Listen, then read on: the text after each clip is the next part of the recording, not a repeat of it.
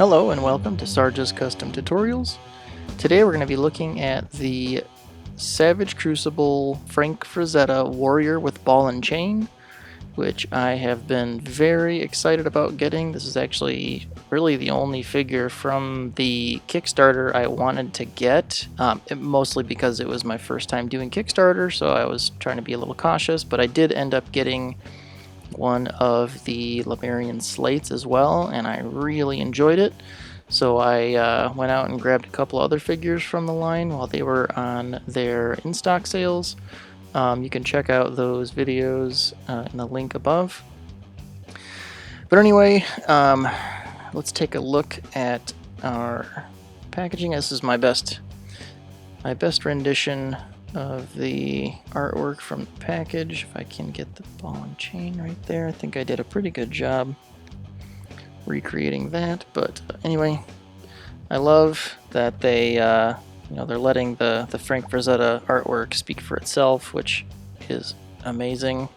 He's not technically Conan, but a lot of the armor pieces and the weapons are very similar to other pieces of art he did of Conan that look, very similar. I mean, a lot of the armors and stuff in his paintings really looked very similar, but this one in particular kind of screams Conan without being Conan. But anyway, so it's a big window box here. You got a little blurb about the warrior ball and chain there. I wish that there was still a map in the back or something. That would have been kind of cool. So, Savage Crucible there. Warrior ball and chain. And then, as always, underneath on the tab here, you have your warning to warm up your figures, as well as to make sure you check behind the insert to look for your Dungeons and Dragons card. Well, first let's get into what comes in the box. Okay, so this is how the figure came in the box. I believe he came with the vertical hinge hands. So 2 vertical hinge weapon holding hands and 2 horizontal hinge weapon holding hands. He also came with these grappling hands almost, if he's got to take somebody down barehanded. Very nicely detailed sword. See all the nicks and dings in the blade itself. It's got a nice black wash over the silver paint, so it brings all those little details out very nicely. Gold painted handle with a black wash over it, which looks really nice. Same for this here dagger. Similarly colored blade. And a nice wash on the handle. Comes with this very nicely beat up shield. Good paint job. Also detail on the inside of the shield, which in the painting, that's all they can see. So this outside, I think they actually took from another painting. I'm not sure which. And then here is the ball and chain, which this is real metal chain, but so I could pose it, I did add this little bendy wire. It's just a silver bendy wire, and I put it through the loop on the ball and then again through the loop on the handle. But very nicely detail painted handle. Got some, where is it? There is some blood splash on the ball. This is his cape, which is really nicely scaled and detailed. It's got like faux leather on the inside, and then really like small scale fur on the outside, which I don't know if this is real or fake. It feels very real, but the small scale of it makes me curious as to what they used. And then it has these 2 elastic bands on the inside, which attach. If you're familiar with Savage Crucible, they have armor pieces that can peg into the back of the shoulders and the back of the neck here. And these pieces here are for clipping on the cape, which we'll show you later. It comes with this sword sheath here as well, which is very nicely detailed, but this is actually kind of permanently attached via these real metal chains here. So that was actually on him in the package. The other thing I got was the blind bag. I think Robo, in his review, I believe he got the same weapon. So I'm wondering if I just, randomly got the same one. Let me know in the comments if you have the Warrior Ball and Chain, if you got this purple sword as well. Looks pretty cool. I love the kind of the transparent from darker purple to a lighter pink is very cool. I was really hoping for the fiery red version of this. I think it's called a Soul Blade that came with Como, just so I would have I have Como, so I was hoping for it to get 2 different versions of the same sword so I could kind of swap those, but that's okay. I'm also happy with that one. And they also have a pretty good trading community, so not too worried about that. This is the card that I received in the package. This is Naraka the Undying. Again, I think these are pretty random as well. Okay, so now that we're through there, let's take a closer look at the figure. Really nice looking paint job. The paint job on the eyes is really cool. Super intense. I don't know how close up I can get on those, if it's going to stay in focus or not. Yeah. Super intense eyes. I love that. Very nice detail on the helmet. The body is, it's got a wash on it, but it is shiny and a little bit kind of plasticky looking. You can just tell that there's not paint on the entire thing. It just has some wash on it versus it being, the whole body being painted. Good details on the loincloth. Really nice detail on the scabbard. And like I said, these are real metal chains connected to this plastic loop here. I may cut the tops of these so that I can take that out, but I mean, I like it on there, but just for kind of versatility's sake, I may take that off. The dagger sheath on his leg, you kind of have to futz with it a little bit, and the more I move it around, the more it loosens up, and it will fall down pretty easily, which is annoying. And it has a nice kind of metal paint job on it, but I feel like there's so many details here, it looks like it should have some different colors, but that's okay. It still looks really good. And here's the boots, which again, very nice detail on the boots.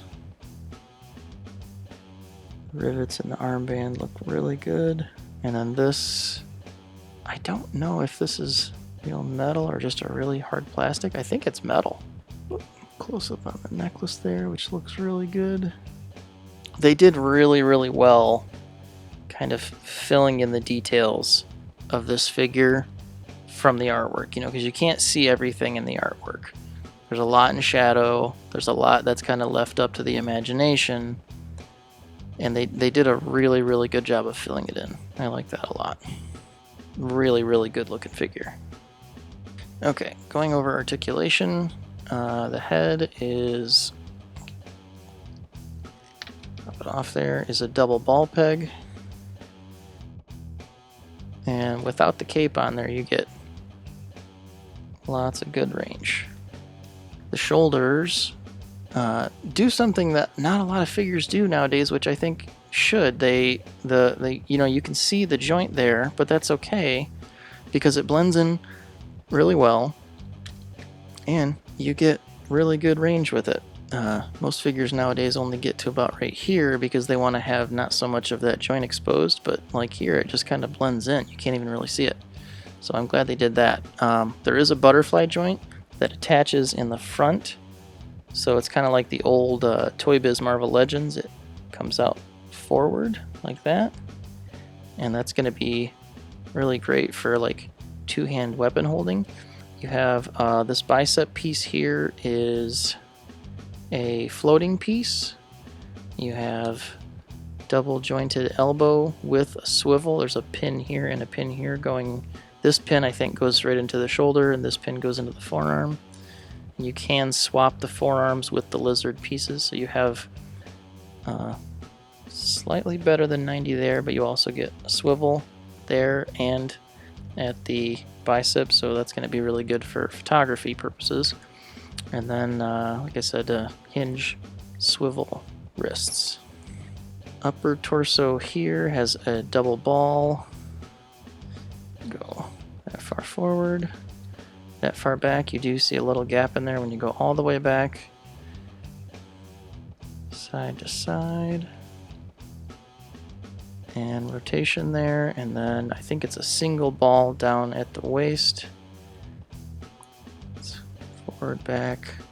Not too much side to side, but some. And a little bit of swivel, but not much. But, you know, with both of them combined, get pretty good natural swivel. Combine forward and back. Side to side is really good. The hip joints are just a ball joint.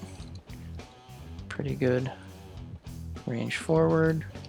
Almost full splits out. You have your thigh swivel up there at the top, which is really good. The knees, my main concern with this figure was the joints. So on the lizards, the knee and elbow joints are a little bit better hidden because of the texture that's on their skin. And you can see these ones, but they're not bad. And they get pretty good range. So, not too worried about it. There is a swivel. The swivel down here isn't... It works, but it's kind of... It only goes so far, but this one at the... right above the knee is pretty good. You also get boot swivel below, right above the ankle, which is perfect. So, and then you have a disc hinge ankle with a rocker, and the combination of those guys are basically a ball joint. So you get all the range you want out of that ankle. It's a little limited going up because of the fur here, but because you can turn it, so that's no big deal. So tons of articulation, just like the Lemurians.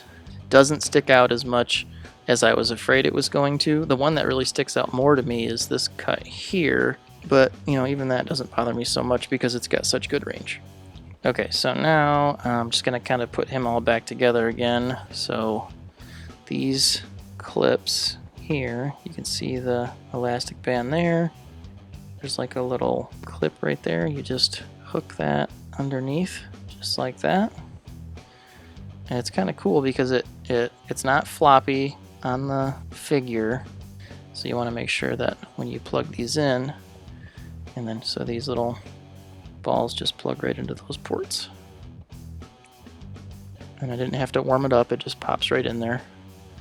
And it also, you know, it looks kind of like that this is the thing holding on the cape, so that's kind of cool. The sword fits very nicely into the scabbard. If I can hold the scabbard, not the body. And it's in there pretty tight. It's not stuck, but it's in there pretty firm, so that's nice. It's not going to fall out. Same with the dagger here. In there quite nicely.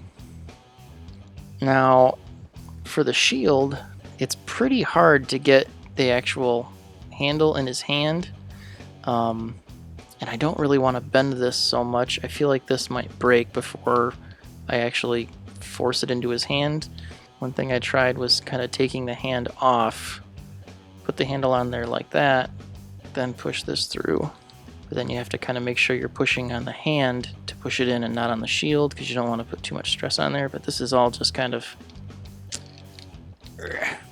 It's kind of a pain in the butt. It's not that easy. So instead of doing that, I just put on one of these grappling hands. And then kind of push all of his fingers through the opening. There. And he's not like really grasping it, but it stays on there good enough. And you can rotate it. It's not a big deal. I'd rather it be like this and be able to easily take the shield on and off. So even with the cape on there, you still get really good range on the head.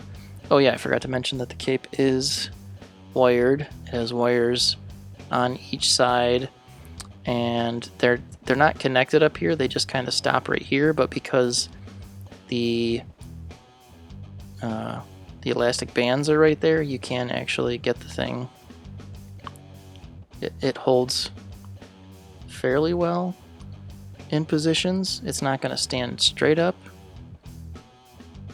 but you can get pretty good facsimile of the painting there. So that's really cool. Really good soft goods.